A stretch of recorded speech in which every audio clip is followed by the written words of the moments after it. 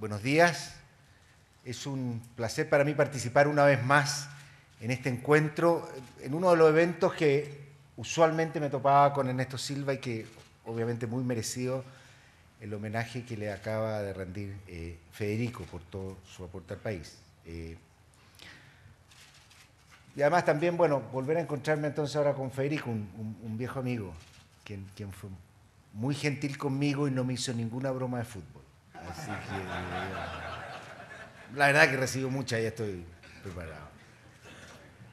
Pero bien, unas semanas después del terremoto de marzo de este año en Japón, Masaki Shirakawa, gobernador del Banco de Japón desde principios del 2008, expresó en una presentación sobre la economía japonesa que desde que asumió la presidencia del banco el año 2008, le había tocado enfrentar la crisis financiera internacional, un cambio de coalición gobernante después de muchos años y ahora un terremoto. Inmediatamente lo primero que pensé fue decirle chócala. Pero afortunadamente no se lo dije.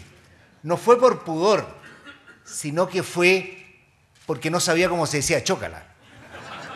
Cuando a un amigo le comenté esta presentación me dijo que se dice even Steven, pero ya es tarde. No piensen que estoy diciendo también una infidencia, porque a Masaki estuve con él hace como un mes atrás, yo ya había pensado en esta introducción y le dije y le pedí autorización para citar esto que le había dicho en una reunión privada. Y efectivamente en los últimos años hemos enfrentado turbulencias macroeconómicas de una magnitud insospechada, así como nuevos desafíos. En el año 2007-2008 vimos un periodo de fuerte inflación, luego la crisis financiera, la recesión del 2009, después un terremoto y maremoto. Hoy podemos decir que hemos navegado exitosamente en esas turbulencias, pero nos mantenemos alerta porque la situación de la economía internacional sigue amenazante. Y aquí estamos de nuevo. En estos días nuestra gran preocupación es el estado de las economías desarrolladas y las consecuencias sobre un mundo emergente, y en particular Chile. A mediados del 2009 la economía mundial comenzó a recuperarse de los efectos de la crisis financiera.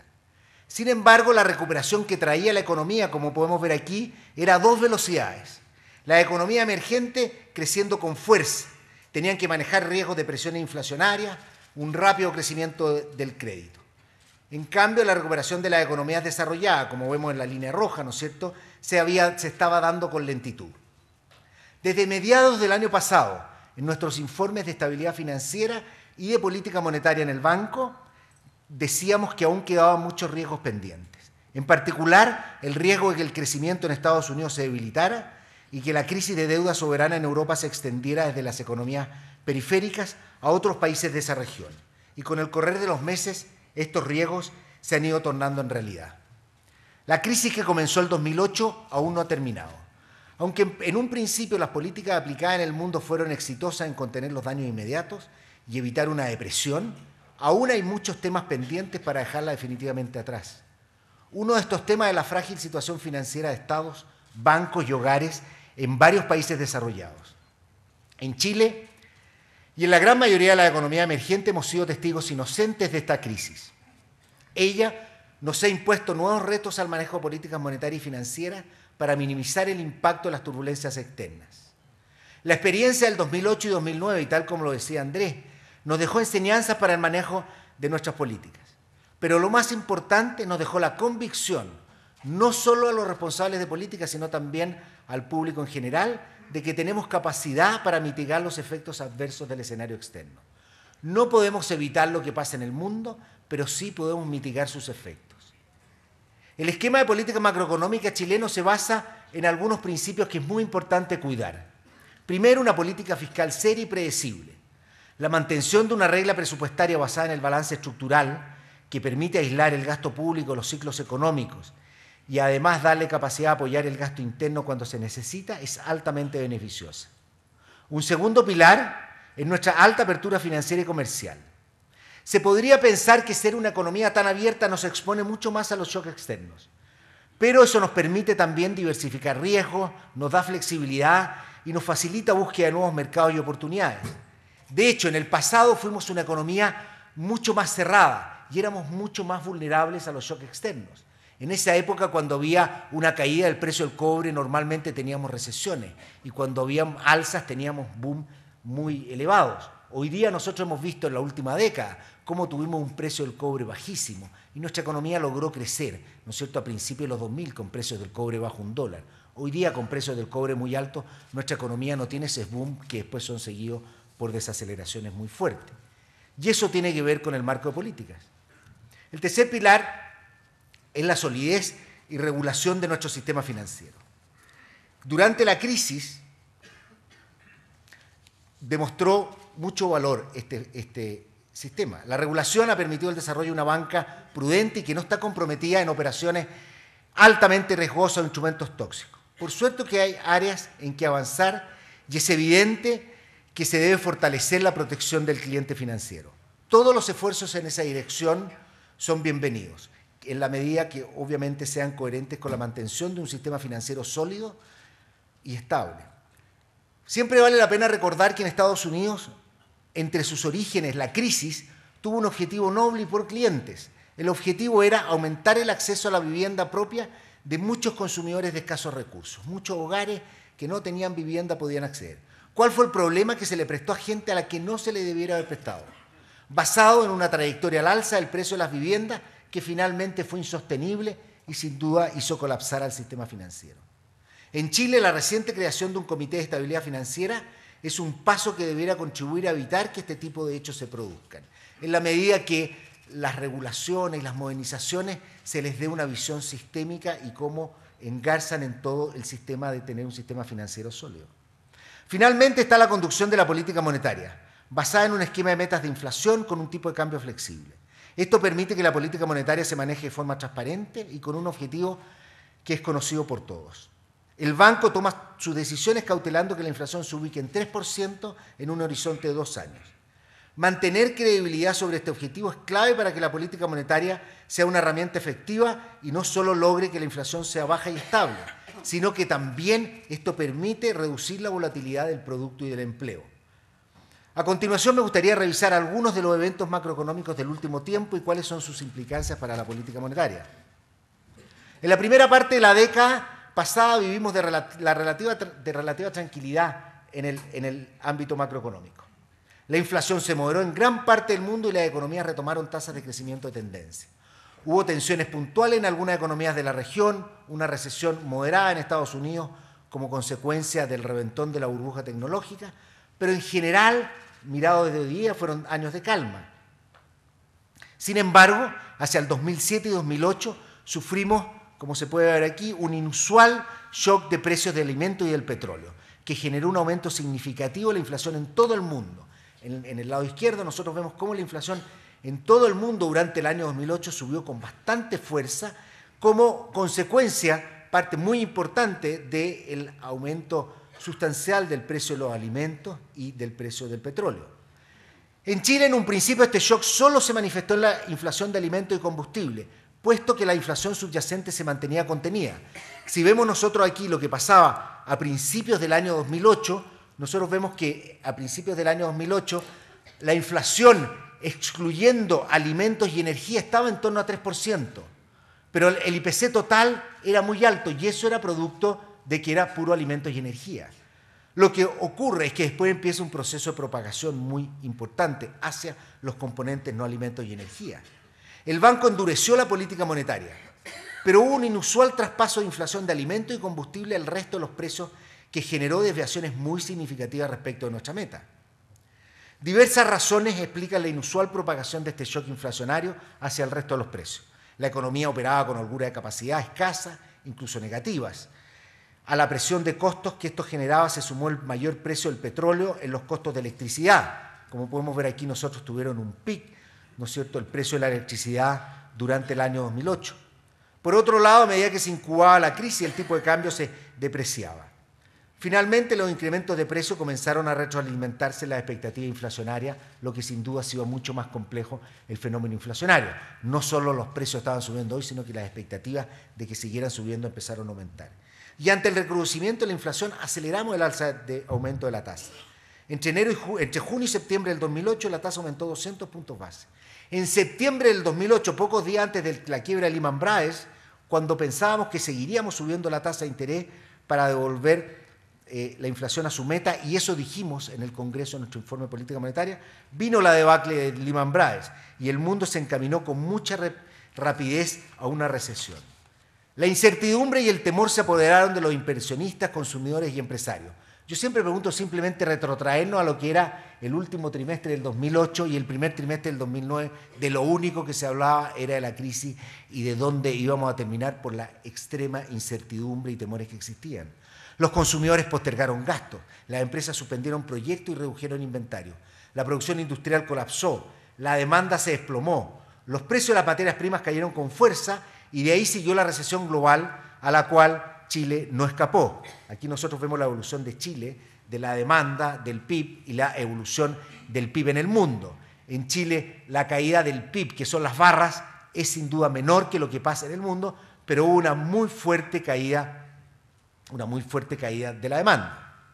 En noviembre del 2008 nosotros, ante un escenario que había cambiado tanto, rehicimos nuestras proyecciones y señalamos que el ambiente de desaceleración llevaría a una caída de la inflación. No solo por la abrupta baja de precio de materias primas, sino que principalmente por la brusca generación de holgura de capacidad. La economía se preveía que iba a crecer menos. Ahí indicamos que lo más probable era que la tasa de política monetaria comenzaría a reducirse en los próximos meses, lo que dio paso al proceso de relajación de las condiciones financieras. En el mundo entero ocurre, como les decía yo, esta caída en las proyecciones de crecimiento y que fueron aceleradísimas. Hasta mediados del año 2008 uno ve que en todos los países las perspectivas eran de un crecimiento moderado, o sea, el año siguiente, 2008, y viene el colapso de Lehman Brothers y el deterioro de las perspectivas de crecimiento es sin duda extremadamente agudo. Posteriormente nosotros iniciamos un proceso de baja de tasas de interés inédito por su magnitud y rapidez, y fue uno de los más significativos del mundo, llevando nuestra tasa a niveles similares a las de economías desarrolladas, y aquí se puede ver cuando pasamos de ser como economía emergente a economía desarrollada por nuestra baja de tasa. Entre enero y julio del 2009, la tasa disminuyó 775 puntos base, la llevamos a 0,5%, y además se estableció un mecanismo para asegurar fondos al sistema financiero, una tasa equivalente a la tasa de política monetaria por un periodo de 6 meses. La política monetaria normalmente se hace con tasas a un día, ¿no es cierto? Y de ahí uno transmite al resto de la trayectoria de tasa. En esta oportunidad, como nosotros queríamos reforzar un efecto sobre toda la estructura de tasa, dijimos nosotros vamos a prestar a la tasa de política monetaria no por un día o por 7 días, sino que vamos a prestar hasta por 6 meses, con lo cual eso ayudó a que bajara toda la estructura de tasa. Más de alguna vez me he preguntado qué más podríamos haber hecho para amortiguar la recesión internacional. En perspectiva, es difícil pensar que las políticas macroeconómicas podrían haber evitado el colapso de la demanda, por su magnitud y la rapidez con la que se dio, y en particular porque fue gatillado por un severo deterioro en las expectativas económicas y en la confianza. Los rezagos con que actúan las políticas monetarias y fiscales no permiten contener una caída tan importante de la actividad en el mismo momento en que están ocurriendo. No obstante, las políticas expansivas fueron claves para atenuar la caída y además impulsar la expansión que se empezó a observar a partir ya del segundo trimestre del 2009 y que ha continuado hasta hoy. La recesión fue severa pero breve. El estímulo monetario fue vital en la rápida salida de la recesión. Nuestra economía venía recuperándose de manera sostenida hasta que fue azotada por el terremoto y maremoto del 2010, que tuvo devastadoras consecuencias sobre la economía y el país. La primera obligación tras la catástrofe, en lo que atañe al mandato del Banco Central, fue asegurar que el sistema de pagos funcionara adecuadamente, en especial en las zonas más afectadas, lo que se logró exitosamente. Desde el punto de vista macroeconómico, la actividad se resintió de forma significativa durante el primer semestre. Solo en el mes de marzo el IMACEC cayó 2% anual, pero hubo sectores, como el caso de la industria, donde la caída superó el 20%. Los efectos de la actividad se prolongaron por un par de meses. Nuestras estimaciones indican que el terremoto y maremoto le restó 1 punto de crecimiento aproximadamente al crecimiento del año 2010. Es decir, en vez de haber crecido 5,2, probablemente hubiéramos estado más cerca de 6,2. Pero también dijimos que ese menor crecimiento, parte importante de esa caída, se transformaría en mayor crecimiento el año 2011, ¿no es cierto? Por lo tanto, hoy día nuestra tasa para este año sería menor si no hubiéramos tenido el terremoto, pero en promedio en los 2 años no sería muy distinta. La rápida recuperación de la actividad ante una catástrofe del tamaño de la que sufrimos se apoyó en la eficiencia de nuestro sector productivo y la existencia de condiciones financieras favorables. La tasa estaba en su mínimo desde julio del año anterior y tal como habíamos mencionado, esperábamos que se mantuviera en ese nivel por algunos meses más. Y así, tras un par de meses de ajuste, la actividad, el empleo y la inversión siguieron recuperándose de la recesión del 2009 y dejaron atrás los efectos macroeconómicos del terremoto y maremoto con renovado vigor. Aquí nosotros vemos qué pasó, nosotros observamos la caída que tiene en esta parte la inversión, ¿no es cierto?, cuando llegamos al piso y después viene el terremoto. El desempleo, hemos tenido una caída del desempleo muy importante desde que nos empezamos a recuperar. Poco después del terremoto y luego de 20 años hubo un cambio de coalición gobernante, igual que en Japón. Lo que requirió acordar formas de trabajo, coordinación con las nuevas autoridades de gobierno. Debo reconocer que no tuvimos dificultades en este ámbito y dada la experiencia acumulada por el banco en estas materias, la transición resultó muy fácil. Luego la recuperación siguió su curso durante el 2010, pero a principios de este año los desafíos macroeconómicos tuvieron un nuevo giro. Las preocupaciones volvieron a centrarse en lo que ocurría en el mundo, debido a las tensiones generadas por la recuperación a dos velocidades que les mencionaba al principio. Las economías emergentes, con su brecha de capacidad ya cerrada o cerca de hacerlo, debían hacer frente a los potenciales de sobrecalentamiento y presiones inflacionarias que ello acarreaba. Asimismo, comenzaron a enfrentarse fuertes presiones cambiarias producto de la mejor posición relativa de la economía emergente en el mundo, las entradas de capitales y también la necesidad de resolver los desbalances globales en el mundo. Los tipos de cambio de varias economías emergentes llegaron a sus mínimos de la última década. Este es un gráfico que presento siempre, que muestra el promedio es 100 para todos los países desde el año 2010. Nosotros así estamos en promedio. La barra verde es todo lo que ha fluctuado. El grueso de los países, ¿no es cierto?, estaba en sus niveles mínimos, en el punto rojo durante el mes de julio, y lo que hemos observado en lo más reciente, ha habido cierta reversión hacia ese punto negro, producto del deterioro del ambiente internacional, la caída de los términos de intercambio y el aumento de la aversión al riesgo en el mundo, que hace que los inversionistas empiecen a retirarse de las economías emergentes y a refugiarse en economías desarrolladas, las pocas que van quedando seguras, el problema que tuvo Suiza hace unos meses atrás, ¿no es cierto? Chile no ha sido entonces la excepción a todo este fenómeno. Si bien en el neto nosotros no recibimos entrada de capitales significativas, nuestra moneda también se fortaleció, lo que era esperable en un escenario de crecimiento vigoroso y muy buenos términos de intercambio. El tipo de cambio tuvo una apreciación importante hacia fines del 2010, mientras que el tipo de cambio real se ubicó en niveles por debajo de los promedios de los últimos 15, 20 años, que esta parte aquí, cómo empezó el año, con el tipo de cambio real algo tensionado. Las tensiones cambiarias que hemos enfrentado encuentran su explicación en algunos fenómenos duraderos de la economía internacional, y así lo hemos dicho, los desbalances globales siguen presentes, y parte de la resolución exige que la porción del mundo que está mejor, que son las economías emergentes y exportadoras de materias primas, direccionen parte de su demanda hacia la parte del mundo que está peor, que son las economías desarrolladas, y eso requiere de un cambio en las paridades. Una vez que las economías desarrolladas se recuperen, es de esperar que sus monedas también lo hagan. No obstante, y como los recientes eventos nos recuerdan, esta transición puede ser prolongada y por lo tanto, ya desde ese momento, desde principio del año 2010, teniendo en visión esto que estaba pasando, nosotros decidimos aplicar políticas excepcionales para ayudar a mitigar estas tensiones. Y esto ocurrió al igual que muchas otras economías emergentes. A principios de este año decidimos intervenir el mercado cambiario, iniciando un programa de acumulación de reservas que permitiera que los sectores productivos hicieran un ajuste ordenado ante una situación de tensiones cambiarias que sería prolongada. Anunciamos la compra de 12.000 millones de dólares a concretarse durante este año y a la fecha ya hemos comprado 10.000 millones de dólares. De hecho, ayer fueron los 10.000. Hoy día, no sé si han comprado, estaríamos en 10.050. No fue casualidad por este evento para decir 10.000, pero...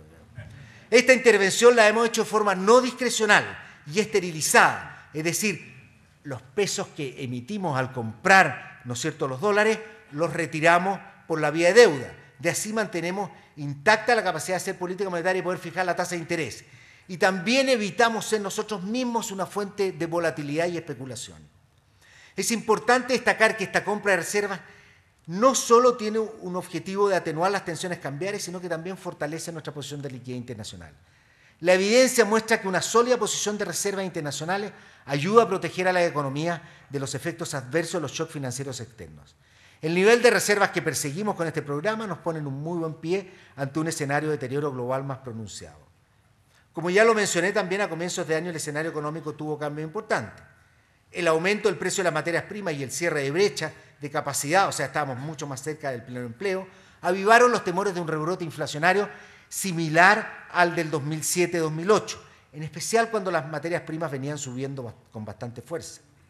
Nuestra comunicación del curso futuro de la política monetaria cambió de modo importante en pocos meses. A partir de marzo, el banco aceleró el retiro del impulso monetario con mayor intensidad que la prevista por el consenso de analistas, llevando la tasa hasta niveles que está dentro de rangos normales, 5,25%. Ello, sumado al cambio del escenario macroeconómico externo por la caída del precio de las materias primas más recientes, logró contener las expectativas inflacionarias. Y aquí nosotros tenemos algunas expectativas que muestran cómo en particular hace un año empezaron a subir y cómo se han moderado.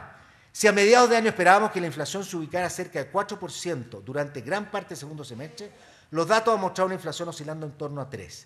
La propagación de los shocks específicos ha sido similar al promedio histórico, pero inferior a la del 2007 y 2008. Hoy, tanto en Chile como en parte importante del mundo emergente, las proyecciones de inflación han bajado y el riesgo de un sobrecalentamiento ha perdido relevancia.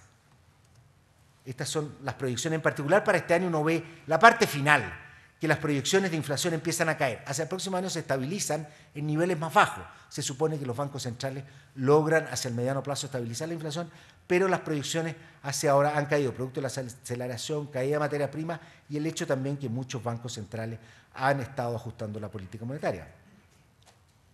Por la misma razón, si a mediados de año esperábamos que la tasa de política monetaria terminara el 2011 cercana al 6%, en meses recientes indicamos que probablemente no habrían más alzas más allá de 5,25, algo que hemos reafirmado en nuestros últimos comunicados y a lo que me voy a referir un poco más adelante. Pero antes quiero volver a lo que sucede en el mundo desarrollado para tratar de tener una visión de lo que está pasando. La crisis del 2008 no fue una recesión tradicional, tuvo su origen en una crisis financiera, cuyos efectos son más profundos y su recuperación es más lenta que las crisis tradicionales. Esto lo sabemos de la economía emergente. En Chile nos pasó y en toda Latinoamérica a principios de los 80.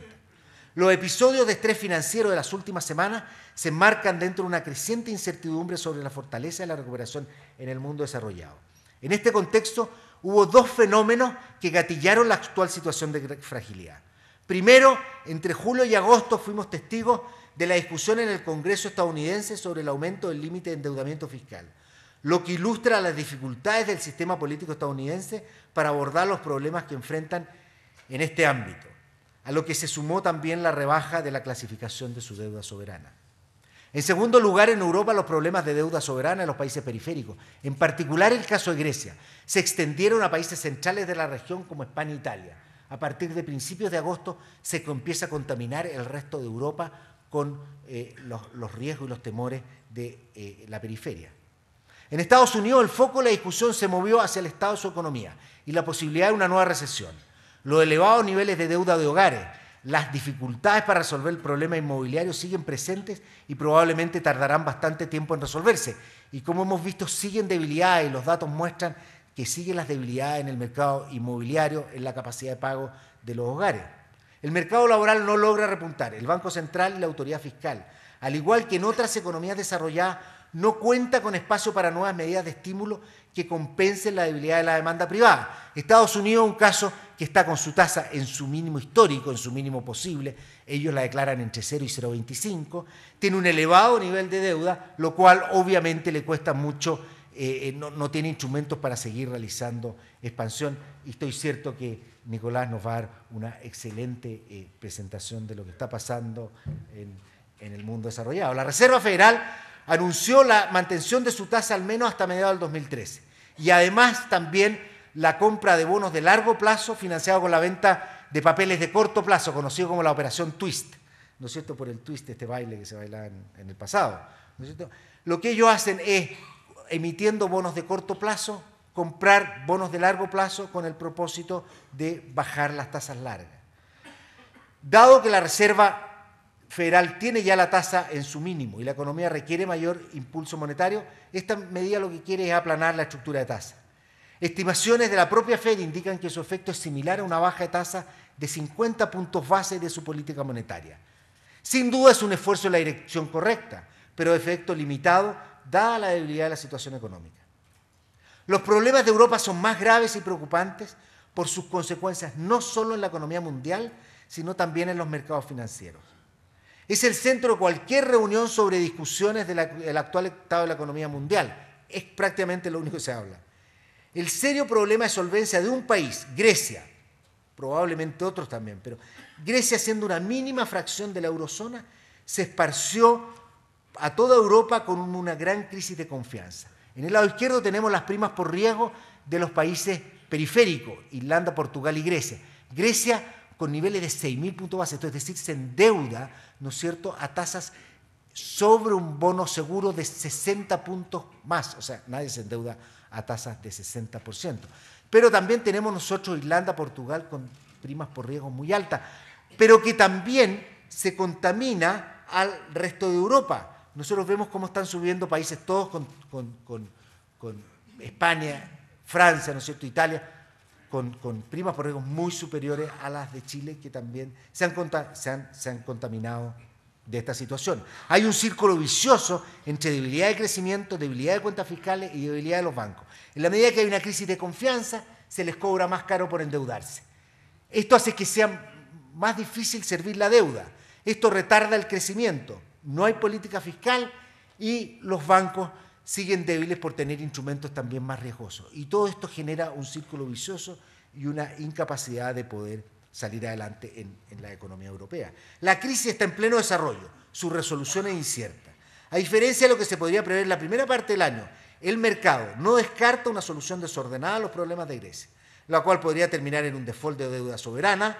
Hoy día se habla de que para hacerlo sostenible, el recorte de deuda no es lo que se anticipa en el programa de julio de la Unión Europea, que es un recorte, una participación privada de aproximadamente, que le significa un recorte de 20%, si no cifras probablemente más cercanas a 50%. En un caso muy extremo hay quienes hablan de una salida del euro. Los costos de este tipo de soluciones podrían ser muy elevados y por ello las autoridades de la eurozona están férreamente comprometidas en resolver esta situación dentro del contexto de la eurozona. Las propuestas bajo discusión pasan por levantar un cortafuegos para evitar el contagio de la deuda soberana, recapitalizar a los bancos y resolver el caso particular de Grecia. Evidentemente es difícil realizar esto último, es decir, preocuparse de Grecia sin primero haber establecido todos los cortafuegos para el resto de la región. En principio, una alternativa, entre comillas, simple, sería establecer un gran fondo que garantice toda la deuda soberana europea y ayude a recapitalizar a los bancos. Su mera existencia podría restablecer la confianza, reducir las primas de riesgo y devolver viabilidad a soberanos y instituciones financieras. El problema primero es que la legislación europea no cuenta con instituciones para implementar esta solución. La eurozona fue creada sin mecanismos para resolver cómo resolvían las crisis y cómo se integran fiscalmente, porque a este problema en segundo lugar se agrega que requiere respaldo fiscal, que estas potenciales medidas requieran, ¿no es cierto? Y cómo se reparte este ajuste fiscal entre los participantes. Es precisamente en estos frentes en los que las autoridades están trabajando, en los que esperamos que la reunión del domingo tenga algún éxito, y es de esperar que se pueda llegar a una solución en el corto plazo. De otra forma, la situación europea seguirá teniendo al mundo bajo mucha tensión por los próximos meses. A todo lo anterior, como si esto fuera poco, tenemos que agregar que algunos países de la eurozona tienen serios problemas de competitividad, situación que mantendrá su crecimiento deprimido. Y dado que no disponen de un mecanismo cambiario, su solución va a tomar mucho tiempo porque requieren flexibilidad y reformas estructurales que aumenten la productividad. Hoy, en Chile, el curso futuro de la economía y de la política monetaria ha cambiado respecto de principios de año. El foco actual es el efecto de la debilidad de la economía global tendrá sobre la economía chilena, en particular sobre el crecimiento y la inflación. Sobre lo primero, en nuestro último informe de política monetaria señalamos que la economía chilena va a crecer este año entre 6,25 y 6,75. Expansión que se reducirá a un rango de 4,25 a 5,25 el año 2012. Dijimos nosotros que los riesgos eran balanceados a la baja, producto de lo que está pasando en el mundo. Este menor crecimiento hacia el 2012, más allá de los posibles efectos adversos del escenario externo, responde mayormente a la convergencia de la inflación hacia tasas de crecimiento coherentes con su tendencia, la que estimamos en torno a 5%. Pero el escenario internacional que enfrentamos es muy complejo. En el comunicado de nuestra última reunión de política monetaria el jueves pasado, dijimos que la profundización de las tendencias observadas en la economía internacional podrían configurar un entorno externo más adverso que el contemplado en el escenario de nuestro informe de política monetaria de septiembre, con posibles consecuencias para el crecimiento y la inflación en Chile y, por lo tanto, para la orientación de la política monetaria. En este sentido, nosotros seguimos atentamente los desarrollos del escenario externo y tenemos la flexibilidad para actuar en la medida que ello sea necesario. No obstante, quiero detenerme en dos aspectos del manejo de la política monetaria. Primero, es importante que en general la política monetaria no actúe tardíamente ni en dosis insuficientes, como se conoce quedarse detrás de la curva e irse atrasado. Pero también es importante que la política monetaria no actúe de forma atolondrada. Una política monetaria que sufre reversiones de signo porque el diagnóstico equivocado pierde credibilidad. Potenciales atrasos se pueden compensar con agresividad. Así fue entre el año 2008 y comienzos del 2009. Podríamos haber intentado bajar la tasa un par de meses antes, pero en un escenario de inflación muy alta, 9,9% fue su pico, con perspectiva económica aún incierta, podría haber restado credibilidad en la política monetaria. Y en este contexto, una baja de tasas pudiera haber terminado siendo más lenta y menos efectiva. Una vez que se confirmó la gravedad de la situación, redujimos la tasa con una fuerza inédita en el mundo desarrollado, en el mundo emergente y con mucha efectividad. En segundo lugar, los cambios en la tasa de política monetaria afectan a la economía primordialmente por sus efectos sobre toda la estructura de tasa, es decir, sobre las tasas a diferentes plazos, porque nosotros afectamos la tasa de corto plazo. El retiro del sesgo contractivo que tenía la política monetaria hasta agosto y los cambios del escenario internacional han reducido de modo importante las tasas de interés de largo plazo en Chile, lo que disminuye los costos financieros. Es lo que podemos ver al lado derecho, cómo desde agosto, ¿no es cierto?, estas tres líneas que son papeles a distintos plazos han caído de manera muy importante, cayendo en el mundo entero, pero en Chile, como vamos a ver en el lado izquierdo, han caído más. Obviamente, la transmisión de esta baja de tasa, la tasa de colocación, puede verse atenuada por el aumento de los riesgos financieros y económicos que estamos enfrentando. En todo caso, es importante recalcar que, como se muestra ahí en este gráfico, la caída de tasas de interés ha sido posible porque contamos con una política monetaria creíble, con objetivos y orientaciones claras, y en Chile es de los países donde más han caído las tasas largas, más que incluso en países débiles que requieren mayor debilidad como Estados Unidos, en parte porque ellos no tienen más espacio para seguir bajando su tasa de política monetaria. Estas tasas largas, son una primera aproximación que la tasa larga es el promedio esperado de todas las tasas de política monetaria futuras. Cuando hay claridad y credibilidad respecto a la orientación de la política monetaria, los movimientos de la tasa contienen, cuando no hay claridad respecto a la política monetaria de hacia dónde vamos, los movimientos de la tasa tienen poca información sobre el curso futuro de la política, por lo tanto, afectan menos a las tasas largas. Incluso hay veces, y hay ejemplos, ¿no es cierto?, lo que puede tener efecto inverso, es decir, que uno baja la tasa larga, pero la tasa corta, la tasa de política monetaria, pero es tan poco creíble. El mercado dice esto solo va a disparar la inflación, van a tener que subir mucho la tasa en el futuro y termina eso subiendo la tasa larga. En contraste, cuando las reducciones de tasa y la comunicación de la política monetaria responden a una conducción creíble, basada en una comunicación clara y una evolución rigurosa del estado y perspectiva de la economía, la estructura de tasa, y no solo la tasa de corto plazo, responderá a los cambios en la orientación de la política monetaria. Por ello, el compromiso con la meta de inflación y una muy buena fundamentación de lo que estamos haciendo son claves. Permítame terminar con algunos comentarios finales, porque estoy terminando, para los que quieren saber. Existen razones que nos permiten mirar con mayor tranquilidad la crisis en las economías desarrolladas. Sabemos cómo enfrentar turbulencias externas extremas y recesiones internacionales. Lo hicimos solo un par de años atrás y diseñamos instrumentos que aseguran el adecuado funcionamiento del sistema financiero. La inflación hoy día está en torno a su meta, la tasa de política monetaria está en rangos que consideramos normales y la política fiscal también tiene espacio como en pocos países del mundo. Es decir, estamos muy bien preparados para enfrentar deterioro de la economía internacional. Pero también hay razones de mayor preocupación. No sabemos hasta cuándo las economías emergentes pueden crecer si las desarrolladas siguen débiles. ¿Hasta dónde podrá China liderar el crecimiento mundial? China es cada vez más importante en la economía mundial y las economías desarrolladas son cada vez menos importantes. ¿No es cierto? A principios de los 90, nosotros, el mundo, las economías desarrolladas representaban un 70% del mundo. Hoy día representan aproximadamente un 50% del mundo, producto de que las economías emergentes han crecido mucho, ¿no es cierto? Chile exportaba un 80% a países desarrollados a principios de los 90. Hoy día solo el 50%. Estamos mucho más diversificados en el mundo, pero sin duda es muy importante qué pasa con esta parte del mundo que está creciendo. ¿Tendrán todas las economías emergentes espacios de política fiscal para apoyar un escenario de debilidad? ¿O estos se han ido cerrando después de los fuertes estímulos de los años 2008 y 2009? También existen tensiones a nivel local. Ciertamente el clima de turbulencias políticos sociales no es el más adecuado para enfrentar un deterioro mayor en el mundo.